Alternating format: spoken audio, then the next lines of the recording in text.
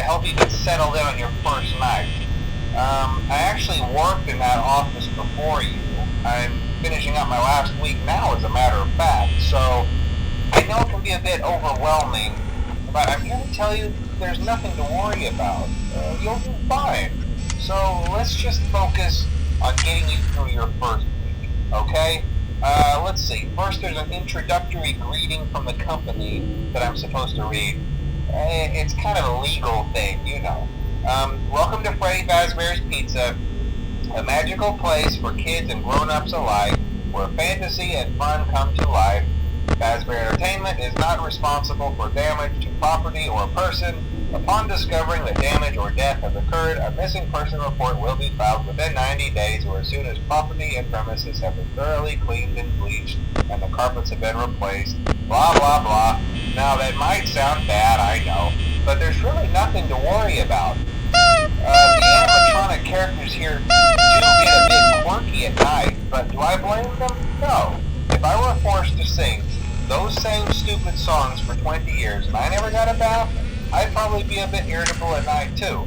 So remember, these characters hold a special place in the hearts of children and we need to show them a little respect, right? Okay. So just be aware, the characters do tend to wander a bit. They're left in some kind of free roaming mode at night. Something about their servos locking up if they get turned off for too long. They used to be allowed to walk around during the day too, but then there was the bite of 87. Yeah, it's amazing that the human body can live without the frontal lobe, you know. Now, concerning your safety, the only real risk to you as a night watchman here, if any, is the fact that these characters, if they happen to see you after hours, probably won't recognize you as a person. They'll most likely see you as a metal endoskeleton without its costume on. Now, since that's against the rules here at Freddy Fazbear's Pizza, they'll probably try to forcefully stuff you inside a Freddy Fazbear suit.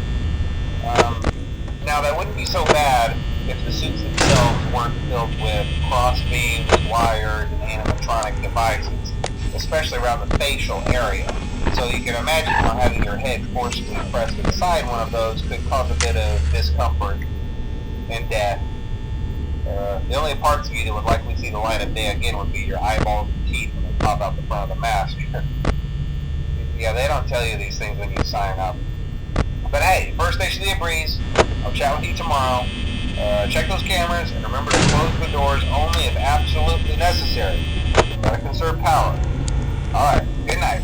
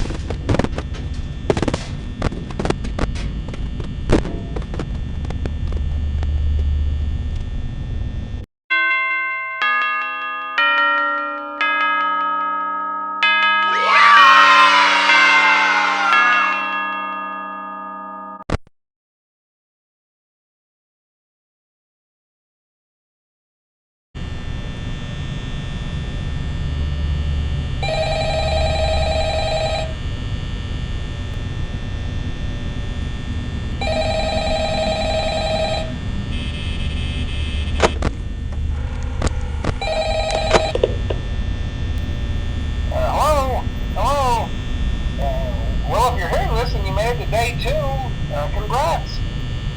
I won't talk quite as long this time since Freddy and his friends tend to become more active as the week progresses.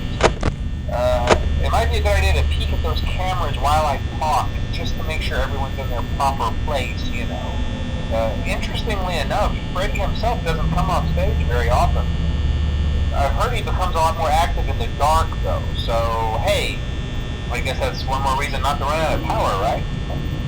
I also want to emphasize the importance of using your door lights. There are blind spots in your camera view, and those blind spots happen to be right outside your doors.